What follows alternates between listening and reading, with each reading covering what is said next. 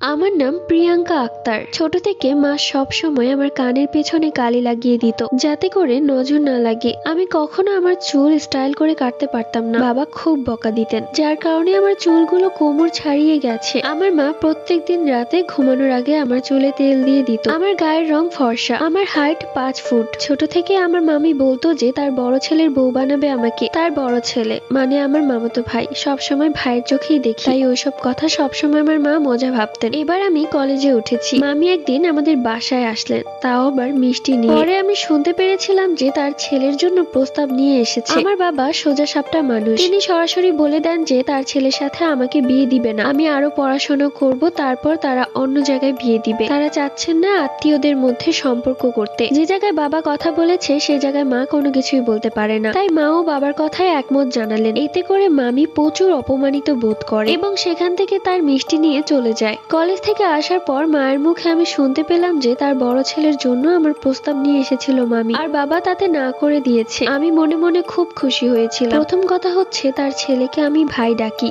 আর দ্বিতীয় কথা হচ্ছে তার ছেলের ক্যারেক্টার অত একটা ভালো না, সব সময় মেয়েদের সাথে টাইম পাস করে বেড়ায়, আর এলাকাতে মারপিট তো আছে। তো এইসব জেনে শুনে কে তার মেয়েকে এরকম ছেলের সাথে বিয়ে দিবে? আমার মামি গিয়ে আমার মামাতো ভাইকে বলল, তারা না করে দিয়েছে, আমাকে অনেক অপমান করেছে। এসব কথা শুনে আমার মামাতো ভাই একটা ছুরি হাতে আমাদের বাড়িতেই আসে এবং আমার বাবা মাকে হুমকি দিয়ে যায়, আমাকে যদি ওর সাথে বিয়ে না দেয় তাহলে আমাকে মেরে ফেলবে। বাবাও খুব ক্ষেপে গেলেন, বাবা বললেন এক্ষুনি আমার বাড়ি থেকে বের হ, নয়তো পুলিশ ডেকে তোর গুন্ডামি বের করব। এরপর থেকে বাবা মা প্রায় আমাকে নিয়ে অনেক ভয় থাকতেন। তো প্রত্যেকদিন বাবা আমাকে কলেজে দিয়ে আসতো, মা নিয়ে আসতো। একদিন মা অসুস্থ থাকার কারণে আমাকে কলেজ থেকে আনতে যেতে পারেনি। আমি আমার বান্ধবীদের সাথে একা একাই বাড়ি আসছিলাম। এরপর ওদের বাড়ি চলে আসলে ওরা ওদের বাড়িতে চলে যায়, আর কিছু দূর হাঁটলেই আমার বাড়ি, তাই আমি আমার মতো করে হেঁটে হেঁটে আসছিলাম। ঠিক পেছন থেকে একটা গাড়ি এসে আমার সামনে দাঁড়া করায়, আর দরজা খুলে বেরিয়ে আসে আমার মামাতো ভাই। সে আমার মুখে একটা সাদা রুমাল চেপে ধরে। এরপর আমার সাথে কি হয়েছে আমি বলতে পারবো না। যখন আমার হুঁশ ফিরলো তখন দেখলাম আমি একটা ঘরের ভেতর বন্দী। কেমন যেন একটা গোডাউনের মতো লাগছিল। আমার হাত মুখ বাঁধা ছিল, এক পাশে পড়ে আছে